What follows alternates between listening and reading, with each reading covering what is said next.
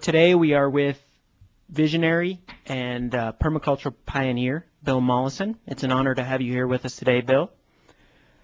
Yes, Frank. For the purpose of this interview, I think that the genesis and philosophy and impact of permaculture can probably best be understood within the context of your life story. Can you briefly talk about your childhood days in Tasmania? Well, I was all children then. We were all barefoot. Nobody wore shoes, and we all ran around the country and climbed trees and looked at. I collected shells. I did hundreds of miles of beach walking. Later in life, I presented my collections. Now, your professional career spanned a period of approximately 20 years in the field, in academia and elsewhere, before you embarked on the articulation of permaculture. Tell us about that period and how it was important in forming your ideas. Well, I was basically a fisherman for many years, and then they closed down the service boats that would bring our supplies because they closed down the lighthouses. And so I came ashore and I looked for work, and the work I was offered was in wildlife survey. So I took that job and held it for 10 years, and I had another 10 years in university teaching. And my real interest was in animal populations, and eventually got to be the effect of stressors on populations and on adrenals or adrenal glands and endocrine function. So I ended up studying endocrine function in populations of animals, including human beings. So I transferred to psychology, and we studied people's behavior in relation to stress systems. Now, how was it that the study of people's behavior kind of led you to permaculture? Well, it did. The thing that did was applied work in the CSIRO, that's a Commonwealth Scientific and Industrial Research Organisation, where I was required to help reforest cut over rainforest coops. And coop is just a cut over area. And I found a lot of trouble getting reforestation with possums, wallabies and kangaroo coming in on them. So I developed live traps and removed them 9 miles away from the coops, and in a few weeks I could get rid of practically every animal. So I was live trapping these animals and marking them, and later on I did a lot of behavioural observation work on them, and that's what led to permaculture. One night I was sitting there and I'm thinking to myself, I think I could design a better system than this. Well, I think I could easily design a system that would work as well as this one. So that was just a thought in my mind, but I actually wrote it down in my diary at the time. And it was some years later that I did design a system with animals and plants in that worked very well. So, from my understanding, it was in the early 1970s that you began working on the idea of permaculture. Did the concept, yeah, that's right. Did the concept come to you all at once in an epiphany type experience? It was an epiphany. Indeed it was, yeah. And I likened it to cutting a string on a roll of carpet on top of a hill and watching it roll away to the horizon. I could see for miles ahead and years to come. Often people said to me, I bet you're surprised at whatever they say, at the extent it spread. I said, no, I saw it all before. I saw it all at the beginning. So can you tell us about that moment? What was it? Where were you? And what was it? What exactly was happening? Well, after the Club of Rome report back there in the 70s, we all realised that the world had to change its ways. But the universities didn't realise that, and they didn't change, and still haven't changed their ways. So most people continued to teach the same things and lead the same lifestyle. And I felt I had to change. And so I left society and went out and I bought a bush block and I cleared it and put a garden in and a barn in that I could live in. All of that took me about a month or a month and a half. And I sat there and thinking, I haven't done anything to change anything really. So I decided to come back into society and work there. And it seemed to me that all my old friends who'd invented good agricultural systems hadn't gone very far. And the reason was I hadn't taught anybody else about them. So as I was an academic at the time, I sat down and wrote out a curriculum, and that's the one I still teach. And it became the Permaculture Designer's Manual. So that's a curriculum for a course that will, A, look after the earth, and B, look after you and your family, your neighbours, and it's a whole system. It deals with, trees, water, animals, and in terms of permaculture thinking or design thinking, it must include also the imponderables of finance, legal structure under which you hold land, and so on. Now, in one of your books, you state that by 1984, many of the systems that we had proposed a decade earlier did in fact constitute a sustainable earth care system. Could you talk about the process of validating these systems? Yes, we started actually designing in the late 1970s, but we did a lot of work. I think I did over 1,000 farm designs in Victoria in 2 years. And then we asked for feedback from the owners or people working the farms. And the same, I did some coconut plantation work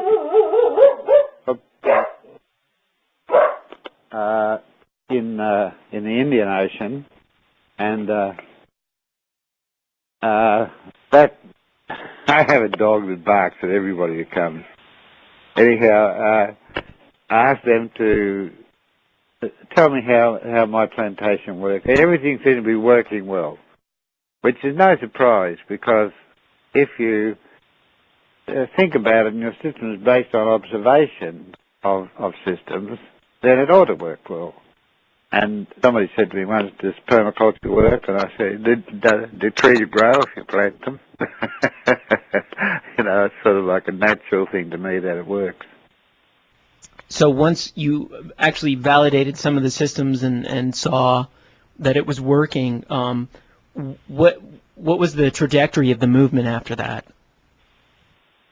Well, I took up teaching mainly. I saw that there was a meeting in '72, I think, in Toronto on land planning, and I attended it, and I said there that we knew that there was a lot wrong, but we didn't have the army that would be needed to change it. So we only had one job, and it was to train the army who would change things, and I felt that very keenly. So I sat out and I gave 3-week courses at that time. They're now 2-week courses, and I'd often do them end to end. So I'd teach solidly for 6 weeks and get 90 people out on the ground. But I've done that for 25 years or 30 years. So and I did, in fact, set up that army because I asked all my students to teach, and many did. So they teach in their own language and in their own culture. I've taught in every continent, and in a lot of Africa and India and Asia and the Pacific, and in most American states, South America and Central America. And so I left a lot of students everywhere. So what have been some of the fruits of what they've done? I'm sure they've done things that you would never have even thought when you were teaching them. Can you give us some examples? Well, that's where you're wrong. I cut the string on that carpet, and the carpet told me everything. So I thought, if I teach people, they will become teachers, and they will teach people. And that in fact happened. And there's some very, very good teachers.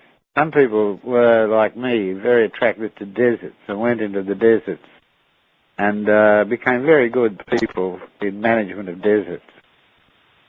Others just got stuck in prairies, re-establishing grassland prairies, and others again went into forests and so on. But all in all, they've tackled most every environment that exists on Earth, I think. And then a few of them, and only about 1 in 30 or 40, become teachers too. So that's enough. They teach others. Let's talk a little bit about permaculture in practice. Essentially, permaculture, as you describe it, is a design science. Can you describe the principles and methods of design and how they are applied? Well, yeah, I was the first person that I know of to write a definition of functional design. I'm not talking about non-functional design, you know, pretty patterns on dresses or something. The functional design has to save energy. That's its main function. And conserve materials, conserve resources, whether it's money or water. So it sets out to do those things. And when you put in a good design, you don't waste water, you don't waste other materials, especially organic materials, or return to the soils. The soils are treated very well, and in modern times we've also adopted the notion that you return microorganisms to the soil to assist trees and crops, and that's been a great success. We adopt things we see as being beneficial, so we adopt them into permaculture. One of the things I saw very early on was swales. They are systems put in by engineers in the 1930s in America to halt overland flow of water. They put contour ditches of great size, about 8 feet across at the bottom and 15 to 20 feet across at the top, and absolutely dead-on contour, and going for miles. And they did. They stopped the big rush of water across the land, and it filled the ditches, and it would last up to 3 days and then slowly seep away. But when it seeped away, it travelled from there on through the soil and subsoil. So it set up a vast automatic watering system from rainfall, and I've used that just everywhere. We've been using it in settlements lately too, and village homes in California, a suburb of Davis. It put in its swales, and it has several years of water stored below the landscape of the houses. And they don't water the trees there, the fruit trees and the other trees. They all live off groundwater, and they made the groundwater, and there are no oases in a city, Davis, which has no other oasis. So they have 18 feet of groundwater stored, and nobody else has. So by using swales on a broad scale in the landscape, running miles of them, which we've done, we store vast quantities of water. There's plenty of rainfall for everybody. There just isn't enough storage. Now, this goes along with what you're saying, and an important concept in permaculture is from source to sink. Can you provide some other examples? Right. Some other examples of how this works? Yeah, well, energy comes into the system one way or another, or essentials do.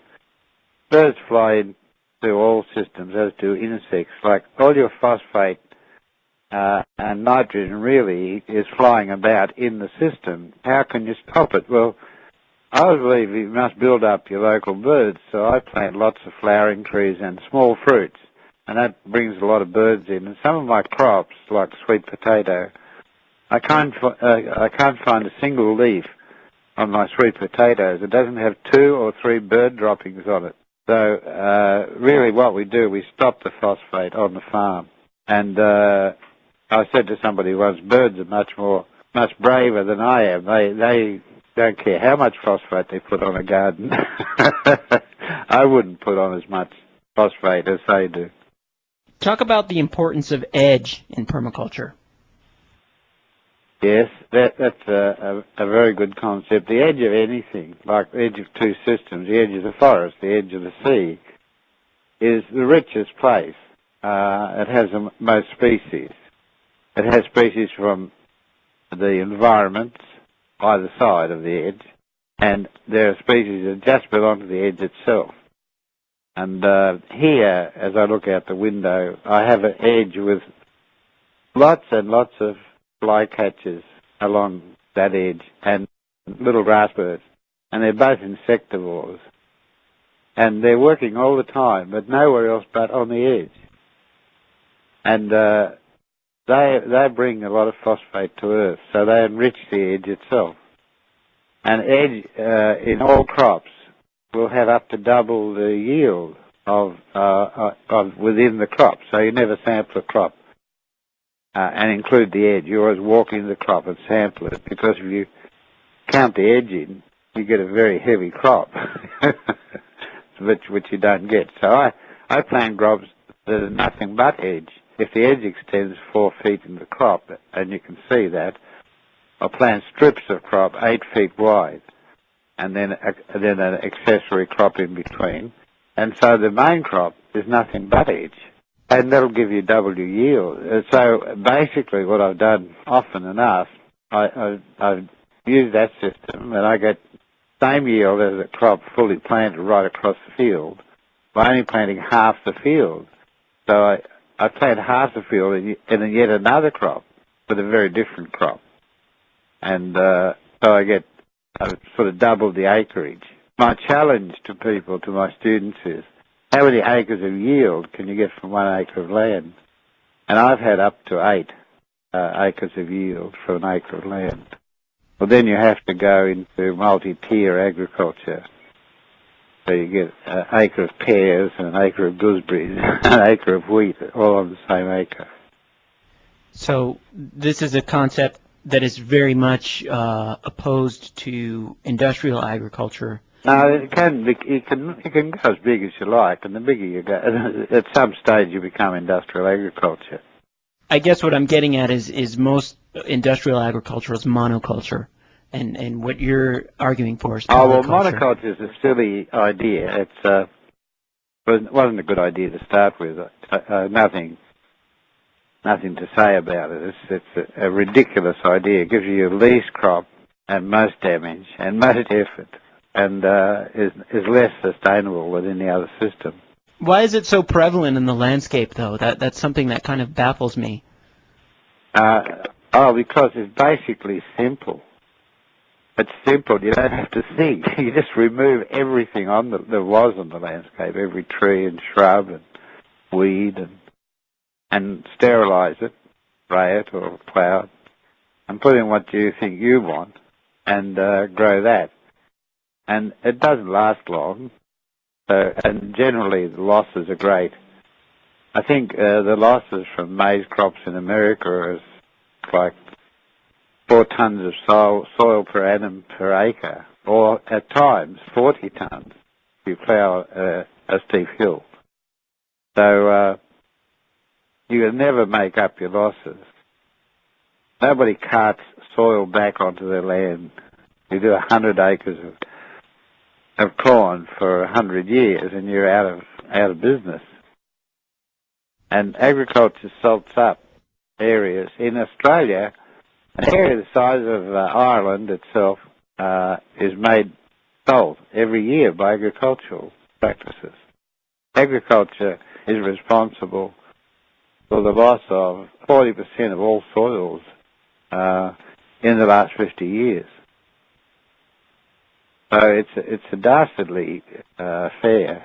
If I were emperor, I would ban agricultural colleges and agricultural departments in universities, because they haven't ever come up with a sustainable system of food production. All they've ever come up with is yet another monoculture. I'm sometimes asked by the students of agricultural colleges to come and address them, and I ask them to look at the results of their education. I said, how many of you get your master's degree or your postgraduate degree, and how many of those get work?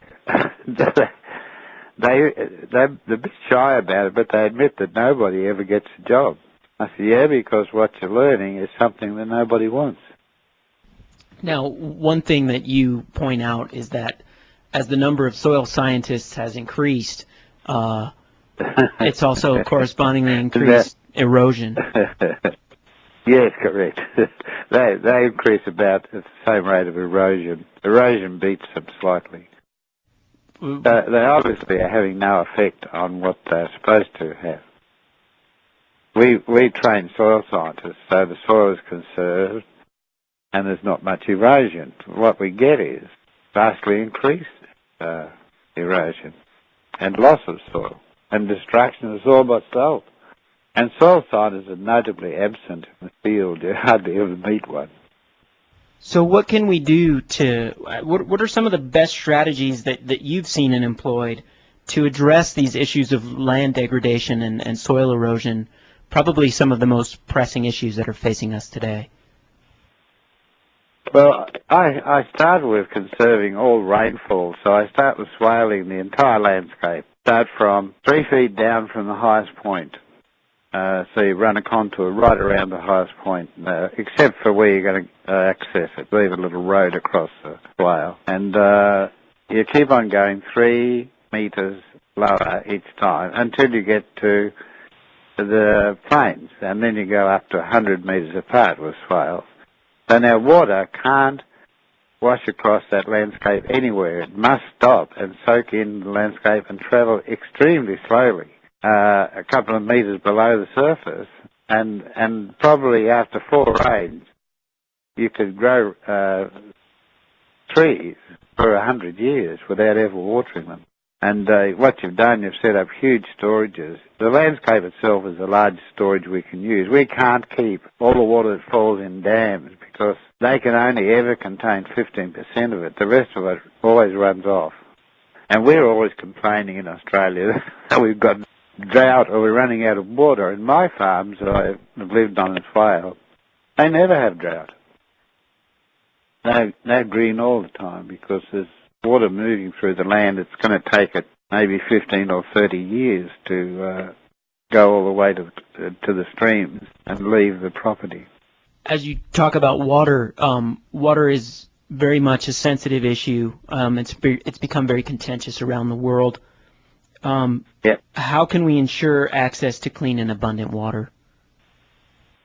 It's so simple. It seems like you have to be an idiot not to. I have 3, 4, 5 tanks. Each of them are 10,000 gallons, 44,000 litres.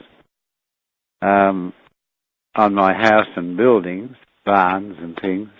And I'm never short of clean water because it's distilled water and falling from the clouds. So that accounts for all my domestic use and at-home garden use.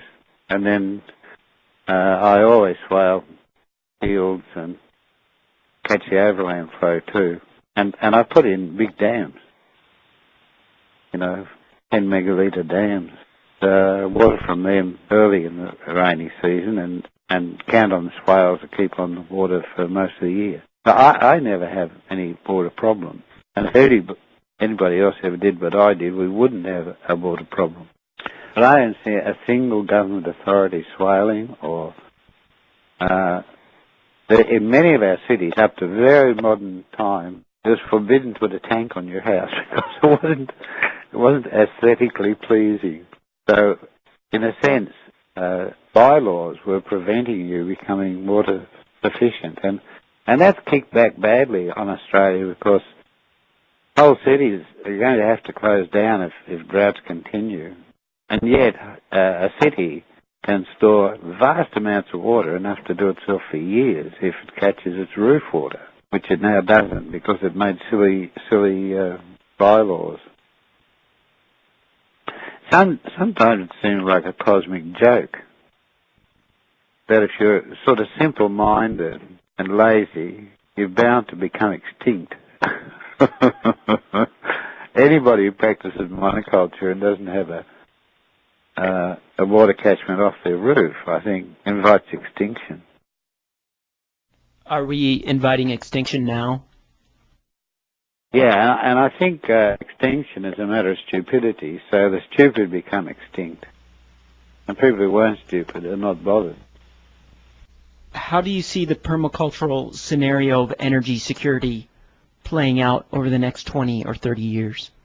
Well, much as it has played out, if you put in the energy you want, solar or wind energy or water energy, whichever, there's many, lots of it, and there's hot rock energy and so on. You've got energy. If you didn't put it in, you don't have it.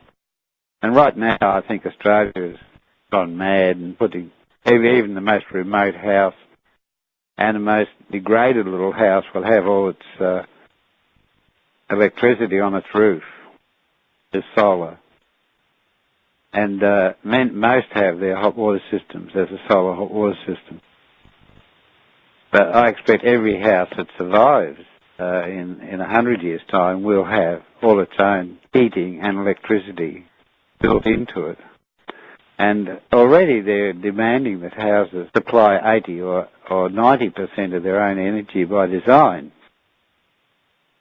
So that as you build the house, you insulate it, you put on its collectors, put on its solar hot water and so on. And with the modern developments, they push that energy higher and higher. And in the end, people are building houses that produce far more energy than they use, so that's sold to the grid. What about that's the future.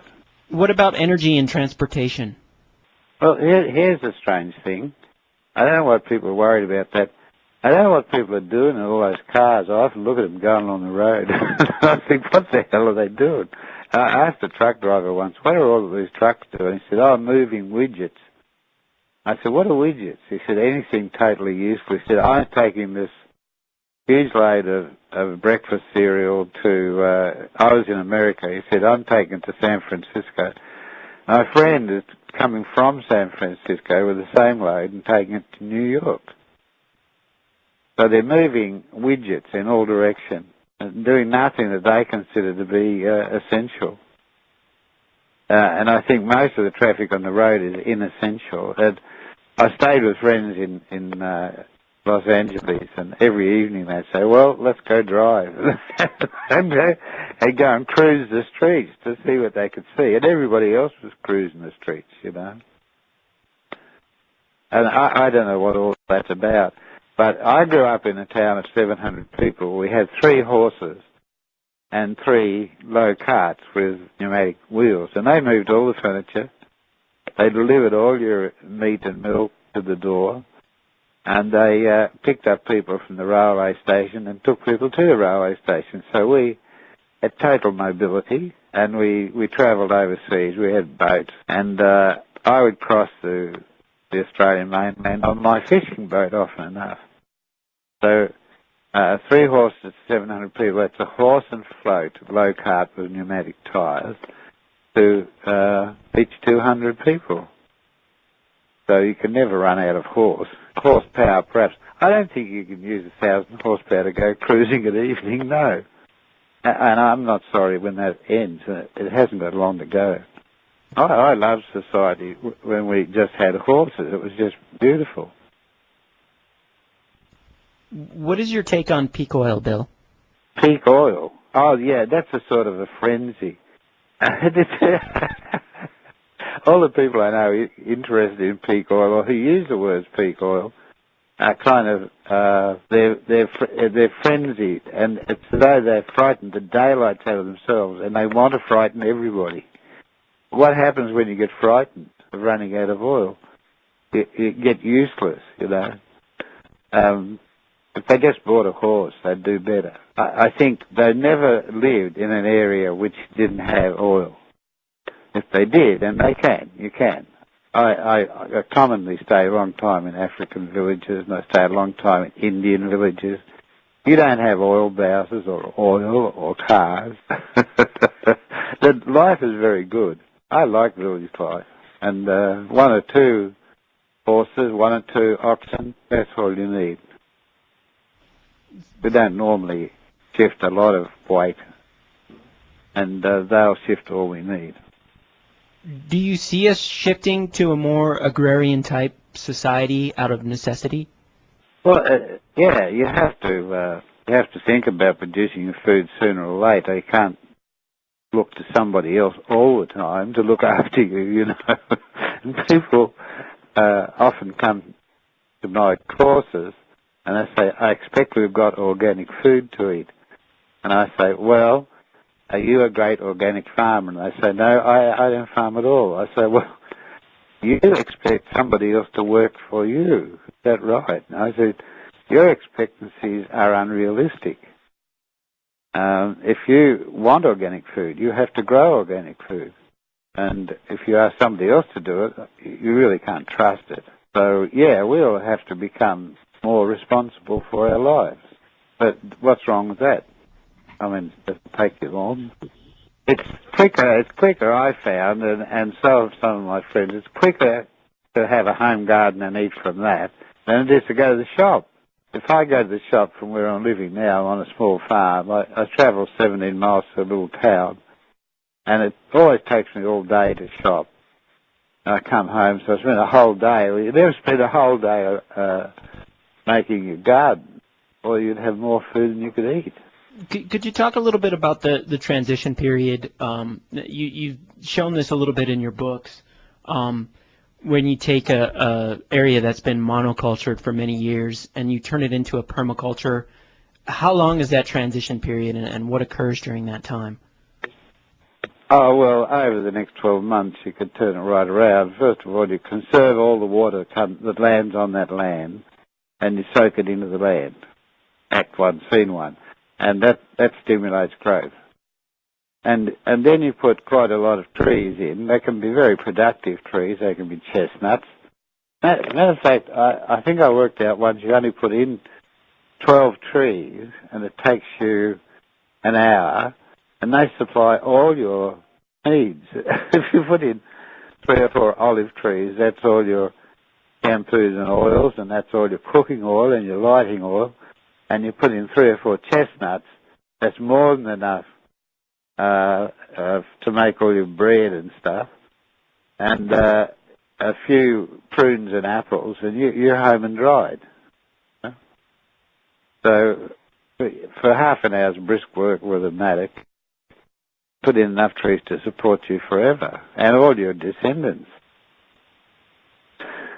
And if people don't do it, that's their affair. If they choose never to lift a finger to help themselves, then, you know, I can't weep over them.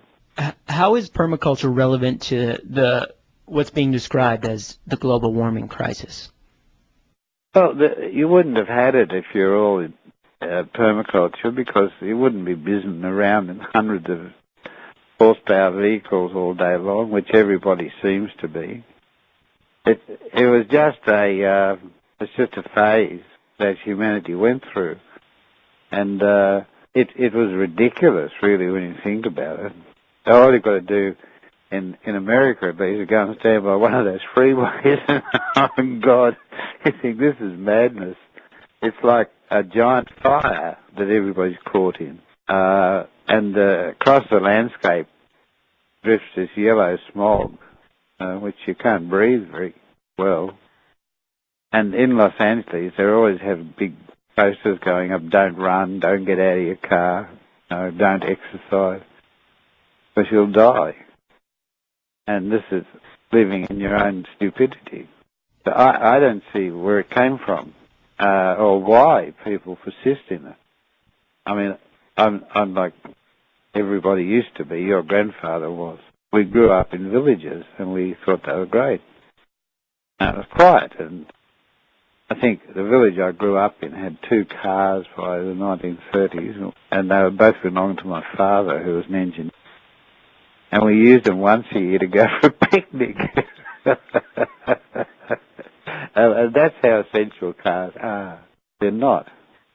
They're best gone. Do you see that permaculture design can help us to solve this global warming crisis, or is it too far gone for that? No problem. Yeah, sure. Just everybody has to get with it. And it solves all your so-called crises. The crises are brought on by people who don't want to do anything for themselves. People running around talking about peak oil are not producers. They're there wringing their hands. The people who are producers forget about it. I've got a friend down the road here. He collects drums and drums and drums of cooking oil, and he uses it in his diesel truck. So he already out of the crisis. And people willing to do something for themselves, and they don't have a crisis. They get out of it before it occurs. And people who want to control others talk about peak oil and crisis because everybody else is panicking. Don't worry, I'll save you. They don't say how. George Bush looks as though he's trying to save America by turning all the corn into alcohol. Much the same thing as Brazil did. And he won't have enough corn. It was a silly idea. What they don't think of is stopping all the cars. That's never the solution. It is a problem. The problem is there are thousands of cars going nowhere, doing nothing. And the solution is remove them. Have a system by which you stop every truck and every car on a road. And if it's not on essential work, you put a bullet through the engine block and cancel the driver's license. And in a few days' time, you don't have any crisis. Well, you've got idiots running around with blowflies who have crisis because it takes, a huge amount of energy to keep someone running around in a 50 horsepower car. Now, there's something quite unique about permaculture as a discipline. Last week I spoke with Paul Stamets, who's really revolutionizing the way that we use mushroom mycelium in our. Paul, many years ago, I've heard from him periodically. He's a good man. What is it about permaculture that can absorb Paul's ideas and adapt them to the system so readily, whereas other types of systems or disciplines might reject something like that? Well, I think you put your finger on it when you said disciplines. What is a university? A university is a collection of disciplines, all competing for the same money and the same and a limited number of students. So what they've done is set themselves up against each other. And you can't teach permaculture in a university because it deals with finance, it deals with agriculture, it deals with forestry, it deals with meteorology, and you're not allowed to teach all that in one discipline. You'd soon have the disciplines fighting each other and fighting over grant money. The word sustainable became a non-meaningful word when every university in America tried to get grants for developing sustainable systems, when not one of them could define the word sustainable. I was invited to a meeting of them once. There must have been 30 of them sitting around a table in Texas. And I asked them, can I hear your definition of sustainable? And none of them had one. They hadn't thought about what they were doing, looking for money for sustainable systems, because it sounded good. But none of them either had a sustainable system or a definition of what one would be. So I said to my students who are also watching this, I said, I think we might as well go home. There's nothing to learn here. So we left them all sitting there. Some things have become dirty words, and sustainable is one, I'm afraid. Sustainable does have a definition. Any system which, over its lifetime, produces enough to have created and maintained itself is sustainable. Along those lines, and according to your definition of sustainable, I think anybody that's thoughtful quickly realizes that our future, and our present for that matter, as it stands now, is not sustainable. On the flip side... No way. On the flip side of that, No way. Bill, how will we know when we are actually living in a sustainable society? Oh, you can go and look at a few. I mentioned village homes to you in terms of a complete swaling system for a suburb in Davis. It took on several other things too. It demanded that its houses be 80% energy self-sufficient, and they've done much better than that. And so if you go there, you'll find people, their quarterly total cost for energy and fuel and everything of a friend of mine living there is $15. So he needs to make $60 a year. They sell off quite a lot of their food because they planted the whole area in food. I think they've got 17 tons of almonds a year that they sell. And so they've got vast excesses of food, more water than they know what to do with, and plenty of gainful employment. So, you know, they're out of it.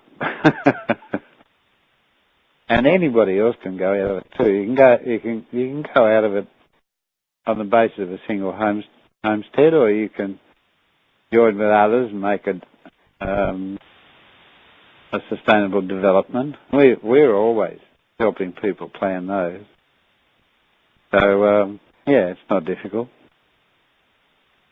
On a final note, what is it that, all the problems that we've talked about in the course of this interview and all the potential solutions, what are some of the things that give you hope that we're going to be able to do this? My students who become teachers, they're the only thing that gives me hope. And they're in contact with me frequently. They give me hope, but there is no other hope. I don't see anybody else or any other system changing its ways. The universities are totally useless, and I think should be got rid of because all they are is spending money on false premises. And nothing's come out of them. It helps us. So, and the agriculture department should have been banned years ago. So, yeah, there's not much to look to. And nearly everybody wants a car to run around in. So, yeah, there's not much hope out there. I think there's a sort of a wish for suicide. This society behaves as though it wishes it were dead, and it will be. But at least we can gather them up and use them as fertilizer. Now, one of your big assertions is, and I think that anybody would agree with this, that's sensible, we will only become sustainable if we make the decision to do it and then do it. Yes, that's right. Do you think we're going to make that decision? What's your stance on that? Thousands of people are, and here in Australia we have lots of television programs on families, and we have a sort of a funny program running all the time. There's two people in red coveralls, and they've got carbon cops on their back, and they go into households and weigh up the amount of tonnage they're putting into the atmosphere a year and get them down to carbon neutral, or even get them to plant a couple of hundred trees and become carbon, stop up other people's carbon. So it's a continuous sort of subject of television and of radio of people changing their ways. So it can happen, and if it happens fast enough, they'll be okay, but it has to happen everywhere. If all the Australians change their ways and Chinese don't, well, we haven't advanced. It's not that you just can't use coal. You can't dig coal and export it either. So for us to become sustainable, we've got to stop exporting coal. Now, not one of our politicians would even dream of doing that because that might take some of their power away. And they are ephemeral creatures, politicians. As long as they are on top for the time that remains, that's all that matters. So they're a very dangerous way to set policy. Politicians should be removed because they have no policies that don't help them last during their lifetime. And our politicians fight like mad not to stop exporting coal. And we're exporting uranium, but we don't use it. We don't have any atomic power stations, but we export uranium to everybody who does. Now, we've got to stop that. Are we at the crossroads now to make these decisions, or? Oh, we have been for several years. I think it was critical 20 years ago, and I think now it's super critical. We've already lost the world's ice, you know. Can't stop that. And that means like a 70-metre rise in the end in sea level. So I hope you live above 200 or 300 metres elevation.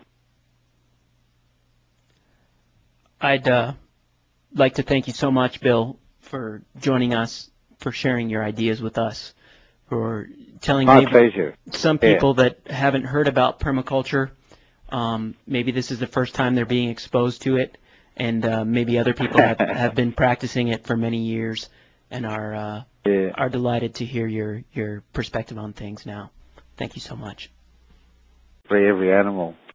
So I was live trapping these animals and marking them, and later on I did a lot of behavioural observation work on them, and that's what led to permaculture. One night I was sitting there and I'm thinking to myself, I think I could design a better system than this. Well, I think I could easily design a system that would work as well as this one. So that was just a thought in my mind, but I actually wrote it down in my diary at the time. And it was some years later that I did design a system with animals and plants in that worked very well. So from my understanding, it was in the early 1970s that you began working on the idea of permaculture. Did the concept, yeah, that's right. Did the concept come to you all at once in an epiphany type experience? It was an epiphany. Indeed it was, yeah. And I likened it to cutting a string on a roll of carpet on top of a hill and watching it roll away to the horizon. I could see for miles ahead and years to come. Often people have said to me, I bet you're surprised at whatever they say, at the extent it's spread. I said, no, I saw it all before. I saw it all at the beginning. So can you tell? Permaculture Designer's Manual. So that's a curriculum for a course that will A, look after the earth, and B, look after you and your family, your neighbours, and it's a whole system. It deals with, you know, trees, water, animals, and in terms of permaculture thinking or design thinking, it must include also the imponderables of finance, legal structure under which you hold land, and so on. Now, in one of your books, you state that by 1984, many of the systems that we had proposed a decade earlier did in fact constitute a sustainable earth care system. Could you talk about the process of validating these systems? Yes, we started actually designing in the late 1970s. But we did a lot of work. I think I did over 1,000 farm designs in Victoria in 2 years. And then we asked for feedback from the owners or people working the farms. And the same, I did some coconut plantation work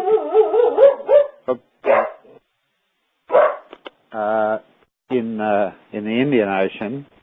And today we are with visionary and permaculture pioneer Bill Mollison. It's an honor to have you here with us today, Bill. Good, Frank. For the purpose of this interview, I think that the genesis and philosophy and impact of permaculture can probably best be understood within the context of your life story. Can you briefly talk about your childhood days in Tasmania? Well, I was all children then. We were all barefoot. Nobody wore shoes, and we all ran around the country and climbed trees and looked at. I collected shells. I did hundreds of miles of beach walking. Later in life, I presented my collections.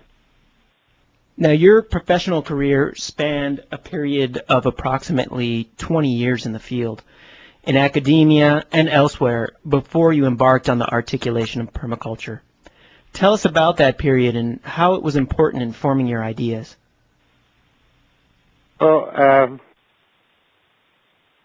I was basically a fisherman for many years, and then they closed down the service boats that would bring our supplies because they closed down the lighthouses.